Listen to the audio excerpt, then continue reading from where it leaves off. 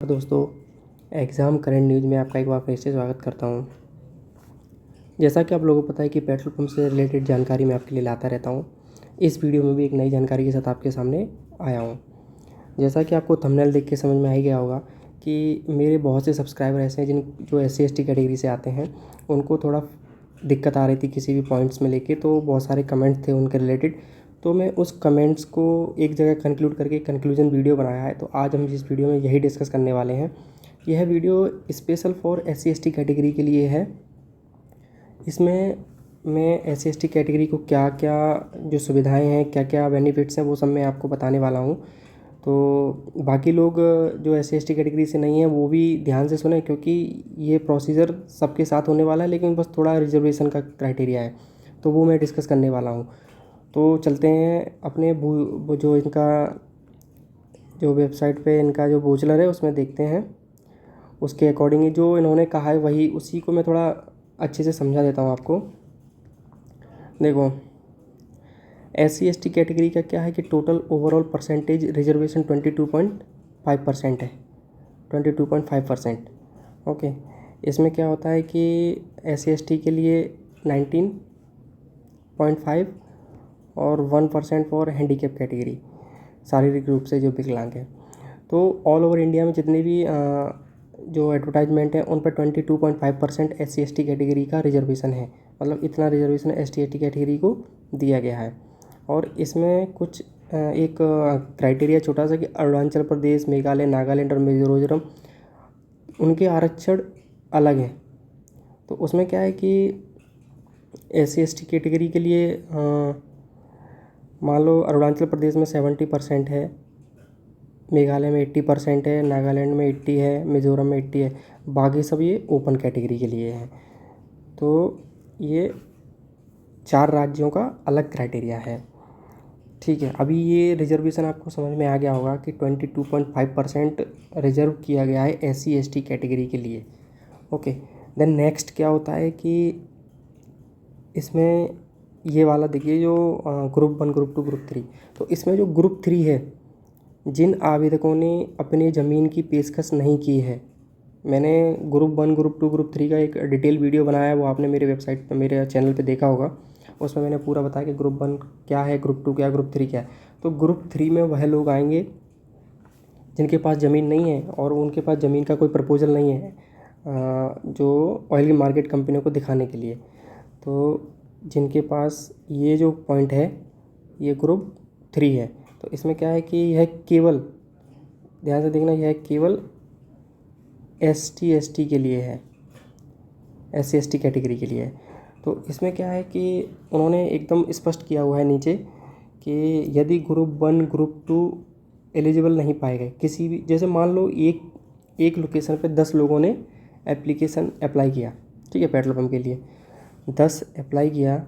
मैं आपको समझा देता हूँ, 10 अप्लाई किया, उसमें से 5 मान लो ओपन कैटेगरी हैं, 2 उसमें OBC हैं, ठीक है, बाकी के 3 हैं SC और ST हैं, ठीक है। तो इसमें क्या होगा कि मान लो जो 5 ओपन वाले थे उनका रिजेक्ट हो गया किसी भी चीज़ को लेकर, या डॉक्यूमेंट वेरीफाई नहीं थे, या फिर लैंड फिजिबल नहीं थी, या फिर कोई हाई टेंशन लाइन वाइन थी, उसका NOC नहीं था, मतलब कुछ भी तरीके से फेल हो गया, ठीक है। दूसरा बचा 3 OBC, या 2, जितने भी OBC थे वो बचे। तो उसके बाद क्या होता है कि वो उनका भी कैंसिल हो गया, मान लो किसी भी कैटेगरी से, किसी भी क्राइटेरिया को लेकर कैंसिल हो गया। तो अब उस डायरेक्टली आपका ऑप्शन है, जो बाकी के रिमेनिंग SC ST वाले बचे, SC ST कैटेगरी के जो लोग बचे उनको प्रायोरिटी दी जाएगी। अगर आप सिंगल हो, मान लो 10 लोगों में एक अकेला SC ST है, तो उसका 100% हो गया।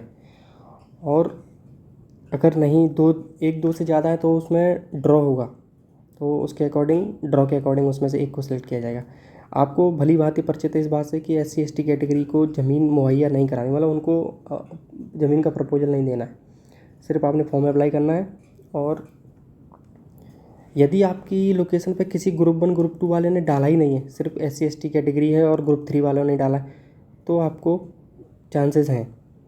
तो लेकिन पहला बेनिफिट क्या है कि अपना रिजर्वेशन है 22.5%। ओके, देन क्या है आपका नेक्स्ट क्या है कि आपको ग्रुप 3 का एक कैटेगरी है, ग्रुप 3 आप उसमें अप्लाई कर सकते हो। जो आप मतलब इसका क्या है, आपके पास ज़मीन नहीं है फिर भी आप अप्लाई कर सकते हो।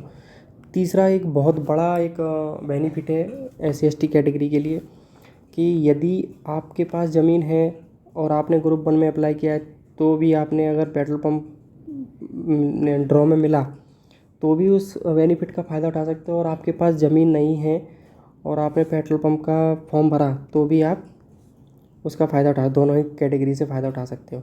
तो उसमें क्या है कि जैसे मान लो आपके पास ज़मीन नहीं है और आपका सिलेक्शन हो जाता है तो गवर्नमेंट आपको अपने खर्चे पे सब कुछ देगी, अपने खर्चे पे ज़मीन मुहैया सब कुछ। ज़मीन आपको प्रोफाइल देना पड़ेगा अरेंज करके, लेकिन वो पूरा जो पेट्रोल पंप बन के तैयार होगा उसका पूरा खर्चा कंपनी देगी। उसमें क्या है कि आपको या तो लोन दिलवा दिया जाएगा, ठीक है, या फिर क्या होगा कि आपको जैसे या तो किसी फाइनेंस कंपनी से थर्ड पार्टी से लोन दिलवा दिया जाएगा या फिर कंपनी खुद आपको लोन देगी। तो उसमें क्या है कि लोन में आपको ये बाकी कैटेगरी के लिए सुविधा उपलब्ध नहीं है, ये सिर्फ SC ST कैटेगरी के लिए।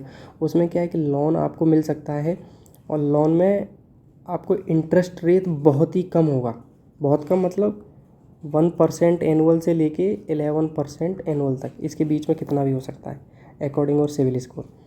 तो आपका लोन सैंक्शन करवाएगी कंपनी, पूरा प्रोसीजर करवाएगी। तो और मतलब सारा का सारा खर्चा ऑयल मार्केट कंपनी का होगा, केवल आपको सिक्योरिटी मनी, डिपॉजिट मनी ये सब करना पड़ेगा, सिक्योरिटी डिपॉजिट ये सब, बाकी आपका कोई खर्चा नहीं होगा। और ये लोन प्रोवाइड, अब हालांकि ओपन कैटेगरी से भी लोग लोन वोन करवाते हैं, करवाएंगे भी, तो उनका इंटरेस्ट रेट बहुत हाई रहता है, आपको पता ही होगा, इंटरेस्ट रेट बहुत हाई होगा। लेकिन इसमें गवर्नमेंट लोन दे रही है तो मतलब 1% से लेके 11% तक, इसके बीच की रेंज है। तो मोस्ट प्रोबेबली क्या चांसेस हैं कि 1 या 2 या 3 या 5% तक का भी होगा, तो भी लोन बहुत ही कम है इंटरेस्ट रेट। तो ये बेनिफिट्स थे SC ST कैटेगरी के लिए। आगे की वीडियो में मैं फिर से लेके आऊँगा कुछ नया। तब तक के लिए नमस्कार, जय हिंद, जय भारत।